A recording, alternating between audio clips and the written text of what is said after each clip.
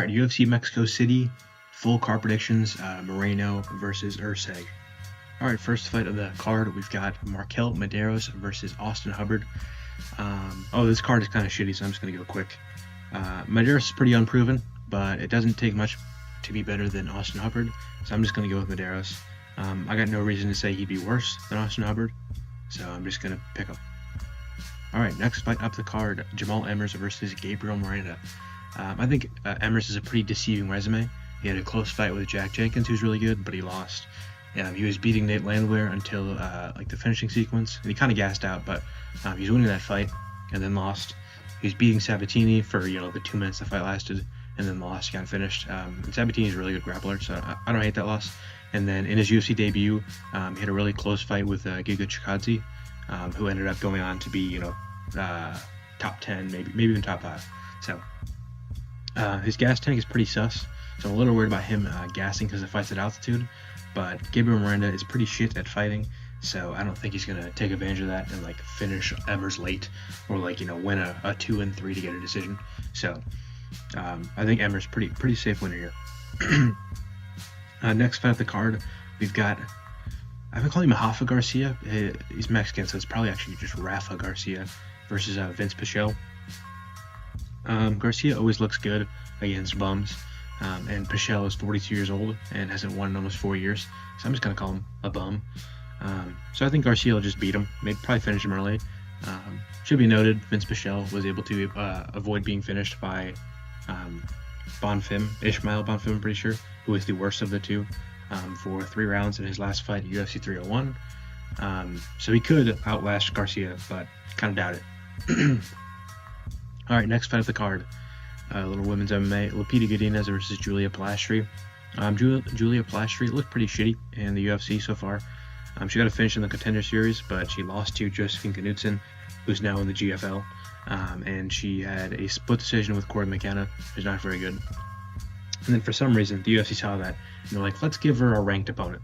So that kind of gives you a little perspective on how bad 115, or just the women's divisions in general are right now. Godinez is pretty solid. She's on a 2-fight losing streak, but she lost to Verna Janjadova, who's pretty good, and I think she got robbed by Mackenzie Dern. And I Dern is significantly higher level than the fucking schlups that Polastri has gone tooth and nail with. So I'm picking Godinez by decision. All right, next fight of the card. This one's actually a good fight. Melquizael Costa versus Christian Rodriguez. I think that Christian Rodriguez has gotten a little overrated. His resume is a little deceiving because he's had some good performances recently. He had he beat Raul Jr., took his O. He beat Cameron Saimon, took his O. He beat Isaac Dogarian, took his O. And he beat Austin Bashi and took his O. That's 4 of his last 5 fights. And the loss to Julian Rosa, a little fluky. Just kind of got caught in guillotine. However, most of the success that he's had so far in the UFC, C-Rod, has been against one-dimensional, inexperienced fighters who are smaller than him. You look at Raul Rosas Jr., he was 18 when they fought. That was his 8th professional fight. He had a short reach. And then later you see Raul Rosas Jr., he got outstruck by Eliala Tang, since that fight. So, and then obviously C-Rod missed weight for that fight. So, and then Cameron Saimon, 22 when they fought. That was his 10th professional fight. Cameron Saimon later went on to get whooped on the feet by Peyton Talbot. And then C-Rod also missed weight for that fight. And then Dogarian, he's a pretty small 145er. So after the Saimon fight, when he missed weight again, C-Rod moved up to 145. And then fought Isaac Dogarian, who was a pretty small featherweight.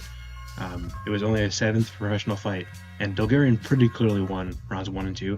I scored it 10-8 round 1 for Dogarian, 10-9 bordering on 10-8 round 2 for Dogarian, and 10-8 round 3 for Christian Rodriguez. It was a crazy fight. By the way, the UFC still hasn't added it to Fight Pass. It's been almost a year. Might haven't been a year by now. But I think Dogarian pretty clearly won that fight, and he lost a split decision somehow. And then Austin Bashi, pretty small 145er too. That was his UFC debut.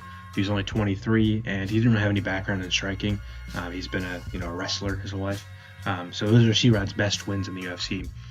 And I just think Melquizael Costa is a lot more experienced than the guys that I mentioned before. He's a lot more well-rounded, and he doesn't have a size disadvantage over Rodriguez. I'm sorry, he doesn't have a size disadvantage under Christian Rodriguez. He has a size advantage over him. 5'10 versus 5'7. He's got a slight reach disadvantage, but he's 3 inches taller. And when your shoulder is at like chin height, that makes a big difference for reach. So I think practically his reach is also bigger. And yeah, he's got a lot of finishing potential. So I am worried about him gassing. I think if he loses, that's how he's going to lose. He's just gassing later in the fight. But he has a lot of finishing potential, so I don't think the fight's going to go later into the fight. And then Christian Rodriguez has been finished by experienced fighters before. Let me check. His most recent loss was to Julian Erosa, who has had 40 fights. And then before that was Jonathan Pierce, who's I would describe it as a pretty experienced fighter. So,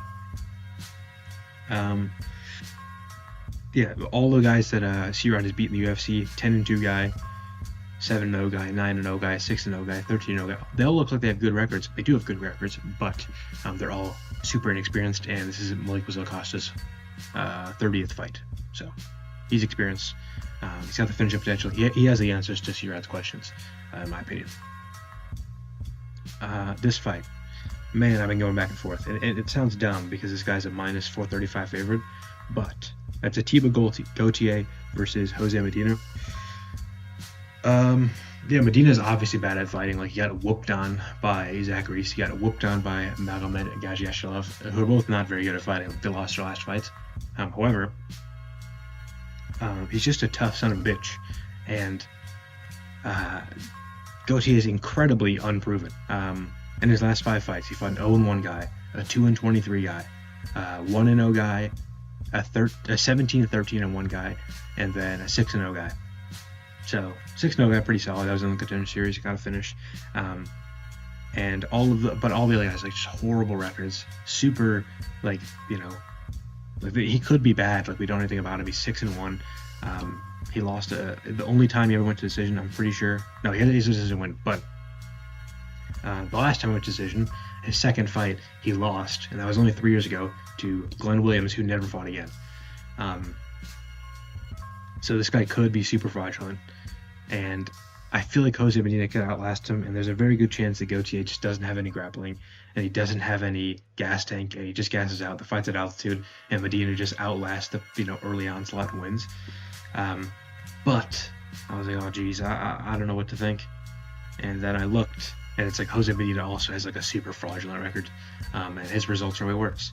Like, before the UFC, 4-2 fighter he went to a split decision with, 11-23 guy, 2-0 guy, 2-1 guy, 0-2 guy, 0-0 guy, lost to a 12-3 guy, lost to a 9-8 guy, 7-7, 6-9, 5-7, 0-0, 0-0, 0-0. I don't know. I think that both of them have pretty fraudulent records, but at least Gautier is like doing what you want to do to like a 2-1-23 guy. He's finishing in the first round. He's finishing the 0-1 guy in the first round. He's like getting knockouts, head kicking. So he's doing what I want to see, and I'm going to pick him for that reason. Another thing that makes me a little worried about picking him is you look at 2 weeks ago, or it was the Dolidze Vittori card. There was Musasa, massive favorite African prospect, similar thing where it's like he's fighting at these promotions you've never heard of, and his record, he's fought a lot of guys with bad records, opens as a huge favorite and just gets finished in the first round. But that was a little fluky.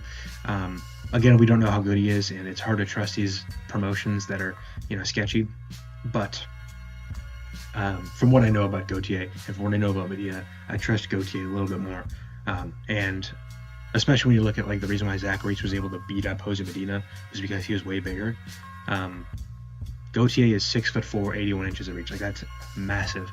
So, I don't know. I think that it's very possible Gautier kind of beats him up. Hopefully he doesn't gas. Hopefully he doesn't have no grappling. And if he just has minimum grappling and like a minimum gas tank, I think he could beat Medina. Medina's never been knocked out, but I think it's possible he can get knocked out in this fight because he's fighting such like a touted, finish artist. So I'm going to take Gautier to win this. Next fight up the card, Edgar Chairez versus CJ Vergara. This one is easy to pick. CJ Vergara is a bum. Chairez is hard to finish, and like Vergara is hard to win decisions. He likes to do a lot of running away, which looks bad for the judges, and he doesn't really like have like the most technical, 1-2 body kicks and like stuff like that. Like judges like to see like doing damage. So I'm gonna pick Chairez. His last few fights, even though he didn't win all of them, like he lost to Van, but he looked really good. Won the first round, got a knockdown in the second round. Lacerda, he beat twice, which by the way is CJ Vergara's best win. Lost to Ateba, but like took him to a not a close decision, but to a decision. Exposed some holes in his game. He's just looking good against good fighters, and Vergara looks bad against Temirov and Almabiev, and got finished by Ateba. Just like against a similar level of competition, he's looked much worse, whereas Chairez has looked much better. So I'm gonna pick Chairez probably to get like a late finish. Again, out at altitude, he could gas, but it's flyweight. He's a big guy. He's got some pop, and he doesn't need to like exert himself to win the fight. So I think he's gonna win. Next fight of the card: Ronaldo Rodriguez versus Kevin Borjas. I'm just not impressed with Kevin Borjas, so I'm gonna pick Ronaldo Rodriguez. Kind of simple as. Borjas has been 0-2 in the UFC. He got a win on the Contender Series, good for him. But lost to Van, lost to Alessandro Costa. Two fighters who I think are pretty solid, but just didn't really do anything to impress me in those. Got whooped in the Van fight, got finished in the Costa fight. Rodriguez is obviously undefeated in the UFC, 2-0, but arguably fought worse competition. Dennis Bondar, I wouldn't say as good as Van, and Ode Osborne, probably about as good as Alessandro Costa. And obviously Ronaldo Rodriguez arguably lost the Ode Osborne fight, and he almost got finished like twice in like a minute in that fight, but did a lot better than I think Kevin Borjas would have. So yeah, I think he's also been improving a lot. He's much younger, he's 2 years younger than Kevin Borjas.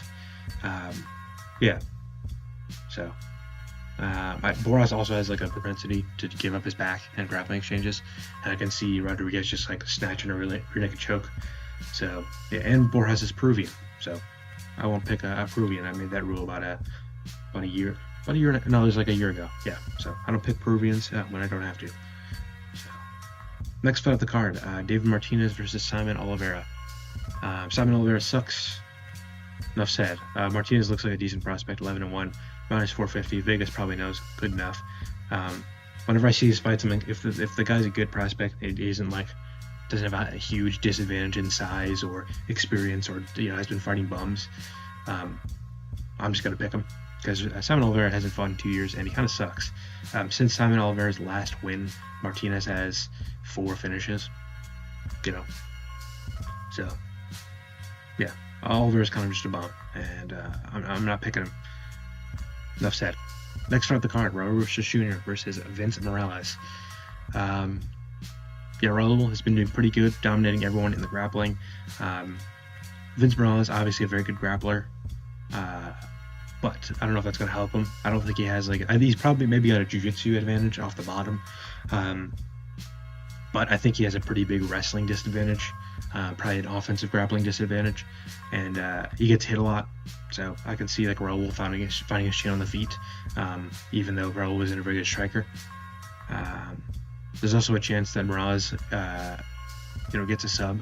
He got a Peruvian necktie on his fight before his most recent stint in the UFC, but he had that chance in his last 2 fights and he didn't win.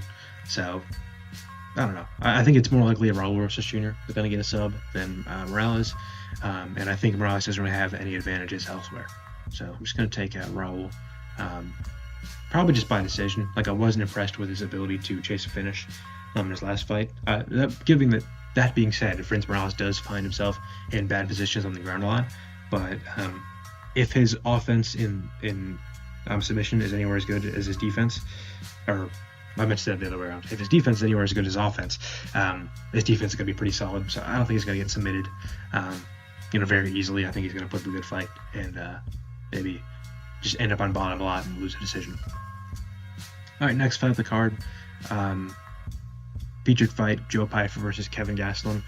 Gastelum just doesn't look super committed to fighting anymore. He beat D-Rod, pretty close fight, wasn't super impressive. Just got destroyed by Sean Brady, who's a pretty solid grappler, but just like a very unimpressive performance.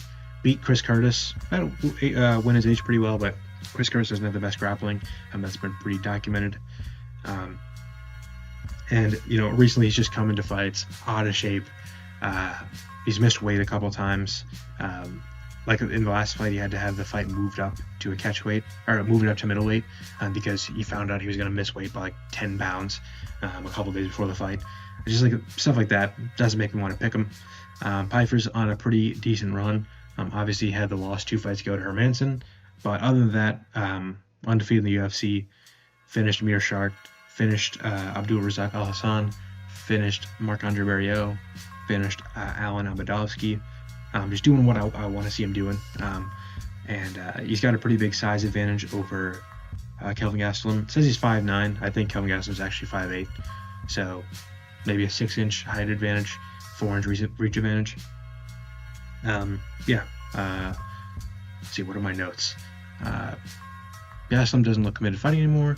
Pyfer's outstruck everyone other than Hermanson, and Gastelum isn't as skilled or crafty as Hermanson. No one has really used grappling as part of the game plan to beat Pyfer, but Gastelum really hasn't taken advantage of the poor grappling of any of his recent opponents. And when I say that, I mean he didn't want to take advantage of D-Rod's bad grappling, and he let that fight be a close decision rather than like securing it with a couple takedowns. So I don't think he's gonna, ragdoll Joe Pyfer, and I think Joe Pyfer will beat him on the feet. I think what's going to happen is Pyfer's going to beat him on the feet, and then he's going to act like everyone doubted him before the fight. He's going to be like, my career was supposed to be over, not fucking hurt, over. He's going to do that whole rigmarole. Salty man Joe Pyfer, but he's going to win, and then he's going to fight a decent fighter and lose. That's my bet. Co-main event, Drew Dober versus Manuel Torres. Even though I'm picking Dober, I'm surprised Manuel Torres isn't a pretty big favorite. Dober's not on the best run, 2 losses in a row. Lost to Gene Silva with a doctor stoppage. He was actually doing pretty solid in that fight until he got cut. And then close fight with Moicano, and Moicano went on kind of run, beat Benoit, beat someone else, I'm sure. And then before that, he beat Ricky Glenn, who I think is cut from the UFC by now. Lost to Matt Rolla before that. Beat Bobby Green before that. So he's kind of a win 1, lose 1, win 2, lose 2 kind of guy. And Manuel Torres, until his last fight, was undefeated in the UFC. All finishes. A win over Chris Duncan by submission. Pretty impressive. But I will just say, as a matchup, Torres has pretty good striking and pretty solid grappling, but he doesn't move his head at all, and he likes to get into boxing exchanges, leading with his forehead. And Drew Dober is he's the real hardest hitting 155, he's put people out. So I think Torres could use his size and just beat Dober on the outside. Sometimes, or I'd say often, fighters resort to kind of a boring game plan like that after they get finished. Like if you look at Pavlovich, he tried to do it to Volkov, and then he did it to Rosenstrike after he got finished. But before the Aspinall fight, where he got finished, he was like a marauder, chasing finishes, getting into these boxing exchanges. But you look at Manuel Torres, he just has a negative IQ. If you watch the Bahamondes fight, he can't get on the inside, so he panics and he sprints at Bahamondes, gets dropped, gets back up and does the same thing, and then gets finished. So yeah, I think he's also a lot more likely to gas than Dober, and Dober has a lot more experience. So if he, runs headfirst into a right hand, I think he's going to get knocked out or dropped. I think that's going to cause him to lose, because I haven't seen him do anything but that. And usually he has a pretty big size advantage over his opponents, but when he didn't have one against Bahamondes, he got dropped and he got whooped. And Drew Dober is a pretty big, maybe not frame-wise, but he's a pretty big lightweight. So I can see him using the grappling to frustrate Manuel Torres and then make him make the mistakes that he made before. All right, main event, Brandon Moreno versus Steve Erceg. I swear, Erceg is really good. I just don't know where his advantages are going to be in this fight. He's not going to have the success in the striking that he did against Pantoja, who leads with his head and isn't super technical, and he's not going to have the advantages that he had over Schnell, which Schnell is stupid and he has no chin. He's also kind of not very technical for a flyweight. Or flyweights aren't the most technical. hot take, but sometimes they, because they're flyweights, like they're not super worried about getting chinned. They just kind of do wild shit, and it works. Like that's what Pantoja does, and that's why Pantoja had success on the feet against Moreno and Erceg. But Moreno's not going to do like the Pantoja, like lead with his forehead, or the Schnell, like get dropped after one punch. So yeah, and then that's on the feet, and then on the grappling, fighters have historically struggled to get the grappling going against Moreno. You look at most of the Figueiredo fights, like he couldn't just shoot a takedown and hold him down. If you look at the most recent Pantoja fight, Pantoja tried very heavily to get the grappling going, and he really struggled. Like he made that fight a close fight because he couldn't get his grappling going. He had a lot of his control time, I think, at round 1 from dropping Moreno, and he did a lot of clinch work and like jumping in the back from the clinch, and he just couldn't take Moreno down. Amir Albazi had absolutely no success taking Moreno down. So even though I think Erceg might be a better grappler than Figueiredo, especially like with his size, and I think he's a better grappler than Albazi, I don't really think he has the offensive wrestling and the offensive grappling, which he kind of needs to implement grappling into his game. Like Moreno's not going to shoot a takedown on him, and like a lot of the success Erceg gets is from guys shooting takedowns on him and then him reversing it. That's where he found a lot of the best positions against Pantoja. So I don't know how he's going to implement grappling, and if he can't implement his grappling and he doesn't have an advantage on the feet, I don't know where he's going to win. I could possibly see Erceg just outstriking Moreno on the outside like Royval, but I feel like the reason Royval was able to do that was because Moreno was tentative, and I feel like he was tentative because Royval had like a lot of unorthodox, they had the aura and like the repertoire of being an unorthodox guy. He's throwing spinning elbows and flying knees and shit like that. And Moreno was worried about that, so he didn't want to open up like crazy, and he thought Royval would kind of gas himself out at altitude or, make the openings himself rather than Moreno having to chase them. And that's when Moreno kind of got like it seemed like in their fight they would do boxing exchanges, and Moreno would land 2 and Royval would land 3, or Moreno would land 1 and Royval would land 2. And that's just like where Royval found his advantages, and I feel like Moreno doesn't have to worry about those unorthodoxies and like the finishing potential of a guy like Royval. So I don't know. I don't think Moreno's going to be able to just like let Erceg outbox him. When Erceg doesn't really have a lot to worry about, he just uses jabs, body kicks, leg kicks, just other kind of investment techniques. You look at the Albazi fight, the Kai Kara France fights, the first, second, and fourth Figueiredo fights. He just smart hitter-pat shots, put some damage on some eyes. That's how he got the doctor stoppage against Figueiredo. Just punch him in the eyes, leg kicks, just stuff that's going to add up as the fight goes on. Fight a pretty smart fight and just win over time. And I don't know where Erceg is going to get his advantages. And obviously it's flyweight, so you don't expect a guy who's behind to just, pull the shit out of the fire, head kick dead, or head shot dead, or whatever you call it. So, yeah. I'm picking Moreno. Let me know if you agree or disagree in the comments. Like the video, share the video, subscribe. Thanks for listening. That is all. So I keep recording these at like 1 a.m. So if I'm rambling or tired, that'd be why. But yeah, enjoy the fights.